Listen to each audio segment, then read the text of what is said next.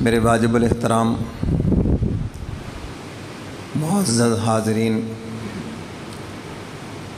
حج زندگی میں صاحب استطاعت پر ایک مرتبہ فرض ہے اور عمرہ صاحب استطاعت پر زندگی میں ایک مرتبہ سنت ہے۔ جب انسان حج کے لیے جاتا ہے تو پہلے عمرہ کرتا ہے، پھر حج کر لیتا ہے، تو اس کی سنت بھی ادا ہو گئی اور اس کا فرض بھی ادا ہو گیا۔ اب اس کے بعد ساری زندگی حج اور عمرہ وہ نفل ہے، چاہے وہ 10 بار جائے، چاہے وہ 20 بار جائے، ہر مرتبہ پھر اس کا نفل ہوگا۔ ہمارے ہاں ایک طبقہ تو وہ ہے جو ہر سال حج عمرہ کرتا ہے، اللہ تعالیٰ سب کو توفیق نصیب فرمائے۔ حدیث مبارکہ کا مفہوم ہے، حاجی جب حج کر کے آتا ہے وہ گناہوں سے ایسے پاک اور صاف ہو جاتا ہے جیسے اس کی ماں نے اس کو آج ہی جنا ہے۔ یہ حج مقبول ہے۔ میرے محترم سامعین، سیدنا فاروق اعظم رضی اللہ تعالیٰ عنہ کا دور خلافت ہے۔ آپ حج کے لیے تشریف لے گئے تو بہت سے لوگ حج کرنے آئے، تو آپ نے ایک بات ارشاد فرمائی کہ راکب تو بہت ہیں، یعنی سوار تو بہت ہیں، مگر حاجی بہت تھوڑے ہیں۔ کس دور میں یہ بات ارشاد فرما رہے ہیں کہ سوار بہت ہیں لیکن جو اصل حج کرنے والے حاجی ہیں وہ بہت تھوڑے ہیں؟ تو آج کے دور میں صورتحال اس سے بھی زیادہ کچھ سنگین نظر آتی ہے۔ ہر سال حج اور عمرہ کرتے ہیں لیکن ان میں کوئی تبدیلی نہیں ہے، کیونکہ حجر اسود تو ایک کسوٹی ہے، معیار ہے۔ انسان جب اس کو سلام کرتا ہے یہ اس کے اندر کا، اس کے دل کا روحانی آپریشن کر دیتا ہے۔ حجر اسود کا بوسہ سنت ہے اگر آسانی سے مل جائے، نہیں تو پھر دور سے یہ جو سلام کرنا ہے یہ بوسے کے قائم مقام ہے۔ اور سیدنا فاروق اعظم رضی اللہ تعالیٰ عنہ کا وہ تاریخی جملہ حجر اسود سے فرمانے لگے انک حجرن، تو ایک پتھر ہے، تو کسی بھی نفع اور نقصان کا مالک نہیں ہے۔ اگر تجھے میرے قائد نے، میرے کملی والے پیغمبر نے چوما نہ ہوتا، عمر تجھے چومنے کے لیے اپنا سر کبھی بھی نہ جھکاتا۔ دنیا میں سب سے اعلیٰ پتھر حجر اسود ہے جو جنت سے آیا ہے اور جس نے واپس پھر جنت میں جانا ہے۔ اور حدیث مبارکہ میں ہے قیامت کے دن اللہ تعالیٰ اس کو 2 آنکھیں دیں گے، ہر اس شخص کی گواہی دے گا، اس کے حق میں سفارش کرے گا جس نے اس کو سلام کیا ہے، جس نے اس کو بوسہ دیا ہے، حج پہ گیا، عمرے پہ گیا، جس نے بھی اس کو سلام کیا ہے، یہ ہر شخص کے متعلق میدان محشر میں اس کی سفارش کرے گا۔ آج کے ویڈیو کیمرے نے اس بات کو بڑا آسان کر دیا، 1,00,000 آدمی بھی سامنے سے گزر جائے تو وہ سب کی تصویر بنا لیتا ہے، تو حجر اسود کے لیے کیا مشکل ہے پھر؟ تو قیامت کے دن فرمایا یہ گواہی دے گا، یہ انسانوں کے گناہوں کو چوس لیتا ہے۔ جب یہ جنت سے آیا تھا تو بالکل سفید تھا اور انسانوں کے گناہ چوس چوس کے سیاہ ہو چکا ہے، تو یہ روحانی آپریشن کر دیتا ہے انسان کا۔ میرے مرشد فرمایا کرتے تھے حج اور عمرہ قبول ہونے کی علامت ہی یہ ہے کہ انسان میں تبدیلی آ جائے۔ کیا مطلب تبدیلی کا؟ اگر پہلے داڑھی منڈا تھا داڑھی رکھ لے، ہم کہیں گے تبدیلی آ گئی۔ پہلے بے نمازی تھا اب نمازی بن جائے، ہم کہیں گے تبدیلی آ گئی۔ پہلے جھوٹ بولتا تھا اب جھوٹ چھوڑ دے، تو اس کا مطلب یہ ہے کہ اس کا حج اور عمرہ قبول ہو گیا ہے، اور حجر اسود نے اس کا جو روحانی آپریشن کیا ہے، اندر سے اس کا گند نکل گیا ہے، زندگی میں تبدیلی آ گئی۔ ہیرا پھیری کرتا تھا، 2 نمبری کرتا تھا، چکر دیتا تھا، جھوٹ بولتا تھا، ملاوٹ کرتا تھا، سود خور تھا، سب چھوڑ گیا۔ تو یہ تبدیلی آ گئی، بدل گیا، وہ اس کی زندگی بدل گئی، اس کے اندر کا گند نکل گیا، شرک میں نفاق میں مبتلا تھا، سب گند نکل گیا، پکا ایمان والا بن گیا۔ لیکن اگر کوئی تبدیلی نہیں آئی، بلکہ اور بھی زیادہ علماء سے متنفر ہو گیا، دینداروں سے متنفر ہو گیا، اللہ اس کے رسول سے دور ہو گیا۔ اور ہمارے ہاں یہ جملہ مشہور ہے، حاجی صاحب جب سے حج کر کے آئے ہیں شرح ڈبل کر لیا ہے، تیز کر لیا اب، پہلے تو کوئی معافی تھی اب وہ بھی گئی۔ تو یہ چیزیں بتلا رہی ہیں یہ حاجی نہیں ہے، یہ پاجی ہے، بس یہ چکر لگا کے آ گیا۔ اور بہت سے لوگ یہ سمجھتے ہیں کہ بس مکہ سے چلے جاؤ، مکہ میں پہنچ جاؤ، بہت بخشے بخشا ہے جی۔ میرا بھی حسن ظن تو یہی ہے، مگر کیا کریں، ابو جہل اسی مکہ میں رہتا تھا، اور وہ اس بیت اللہ کا متولی بھی تھا۔ یہ جو مسجدوں کے متولی ہیں نا، یہ بھی کان کھول کے سن لیں، صرف متولی ہونا کوئی جنتی ہونے کی علامت نہیں ہے۔ ابو جہل بیت اللہ کا متولی، اور یہاں ہر وقت چابی لے کے پھرتا تھا، میں متولی ہوں جی اس کا۔ اگر کرتوت ٹھیک نہیں ہے تو اللہ تعالیٰ نے بیت اللہ بنانے والے کو بھی جہنم کے اندر پھینکا ہے۔ اللہ الصمد، وہ بے نیاز ہے، اس کی شان بے نیازی ہے۔ ابراہیم علیہ السلام سے اس گھر کی تعمیر کروائی، اسماعیل علیہ السلام مزدور بنے ہوئے ہیں، خلیل معمار بنے ہوئے ہیں، مرکز رشد و ہدایت تعمیر کیا گیا۔ لیکن پھر قریش کے دور میں اس کی تعمیر دوبارہ ہوئی، پاک پیسے جو ہیں نا وہ لے کر آئے، حرام کا نہیں لگانا، یعنی اور جتنے مرضی حرام کے ہم کام کریں مگر اللہ کے گھر میں حرام کا پیسہ نہیں لگانا۔ اب اللہ کی شان، اللہ تعالیٰ نے ان کے پاس رکھے ہی اتنے تھے کہ جس سے آدھے بیت اللہ کی تعمیر ہوئی، اور آدھا جو حتیم کے ساتھ والا حصہ ہے اس کی تعمیر نہ کر سکے، کیونکہ اللہ نے غریبوں کے لیے بھی تو گنجائش رکھنی تھی نا۔ بادشاہ تو جائیں بیت اللہ کے اندر، سرمایہ دار تو جائیں بیت اللہ کے اندر، تو غریب کدھر جائیں؟ اللہ فرماتے میں نے ان کو اتنے پیسے نہیں دیے کہ یہ سارا بیت اللہ تعمیر کر سکیں، آدھا تعمیر ہو گیا اور آدھا یہ قیامت تک ایسے ہی رہے گا، تاکہ غریب بھی بیت اللہ کے اندر نماز پڑھ لے۔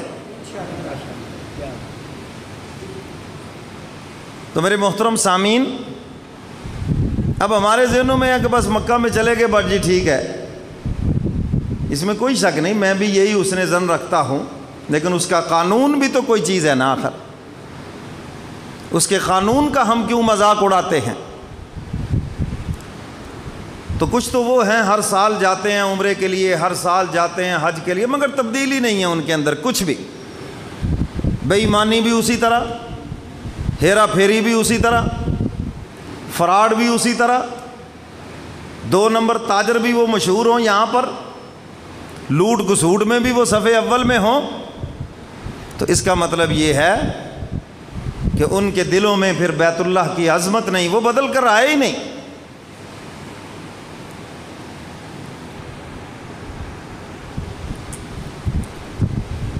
میرے مرشد اول مولانا یار محمد صاحب جھنگ والے وہ فرمایا کرتے تھے، طالب علمی دور میں ان سے بیعت تھا، فرمایا کرتے تھے کہ حج تو ایک چھت ہے، تو بھائی چھت ڈالنے سے پہلے آپ نے کوئی بنیادیں بنائی ہیں، کوئی دیواریں بنائی ہیں جس کے اوپر آپ نے چھت رکھنی ہے؟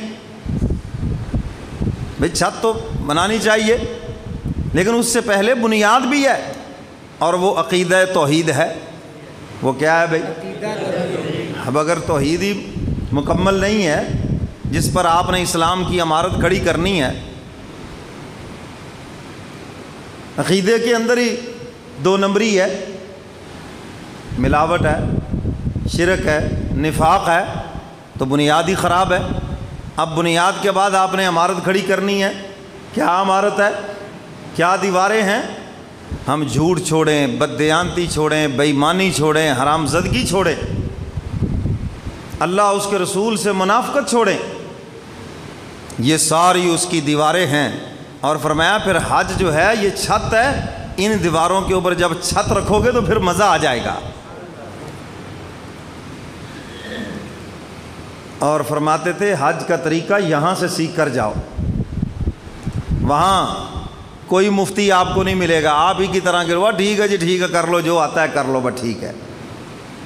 بہت سے لوگوں کو دیکھا حج کرنے گئے اور ایسی ایسی غلطیاں کر کے آئے، حج ہوا ہی نہیں ان کا۔ ٹھیک ہے لفظوں میں تو ہم کہتے ہیں وہ حاجی ہیں، لکھا بھی جائے گا وہ حاجی ہیں، لیکن ہوا ہی نہیں، انہوں نے وہ کام ہی نہیں کیے جو چیزیں فرض تھیں، جن چیزوں سے روکا گیا تو رکے ہی نہیں۔ تو میرے محترم سامعین، اللہ تعالیٰ جس کو بھی حج اور عمرے کی توفیق عطا فرمائے، بلکہ اللہ سب کو توفیق عطا فرمائے، بار بار اپنے گھر کی حاضری کی توفیق عطا فرمائے، سیکھ کر جاؤ، سیکھ کر، اور ہر مرتبہ یہ عزم لے کر جاؤ کہ میں نے پہلے سے بدل کر آنا ہے، یہ گناہ کرتا ہوں انشاءاللہ وہاں پر اللہ کے گھر کے سامنے کھڑا ہو کے وعدہ کر کے آنا ہے کہ آج کے بعد یہ جرم نہیں کروں گا، تاکہ وہ تبدیلی اس کے اندر آ جائے۔ جھوٹ بولتا ہے، آج کے بعد جھوٹ نہیں بولوں گا۔ نماز میں کوتاہی، آج کے بعد کوتاہی نہیں کروں گا۔ ماں باپ کی نافرمانی، آج کے بعد یہ کام نہیں کروں گا۔ تو میرے محترم سامعین، پھر کہا جائے گا اس کا حج اور عمرہ قبول ہے، کیونکہ یہ بدل گیا ہے۔ حجر اسود نے جب اس کا روحانی آپریشن کیا تو اس نے گناہوں والی زندگی چھوڑ کر نیکیوں والی زندگی شروع کر دی ہے۔ اور جو بیت اللہ ہے پوری دنیا کے سینٹر میں ہے، نصف میں، جس طرف بھی آپ دیکھیں گے تو نصف کے یعنی سینٹر میں بیت اللہ ہے، اور یہ تجلیات الہیہ کا مرکز ہے۔ اللہ تعالیٰ کی 120 رحمتیں روزانہ بیت اللہ کے اوپر نازل ہوتی ہیں اور پھر وہاں سے پورے عالم کے اندر پھیلتی ہیں۔ اسی لیے تو فرمایا جس نے قربانی کرنی ہو اس کو چاہیے ذی الحجہ کا مہینہ شروع ہونے سے پہلے حجامت کروا لے، بال نہ کٹوائے۔ کیوں بھئی؟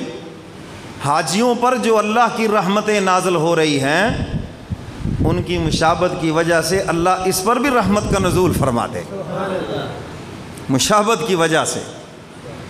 تو نیکوں کی مشابہت بھی بہت بڑی چیز ہے۔ حضور فرماتے من تشبہ بقوم فہو منہم، جو جس قوم کی مشابہت اختیار کرے گا اس کا شمار قیامت کے دن اسی میں سے ہوگا۔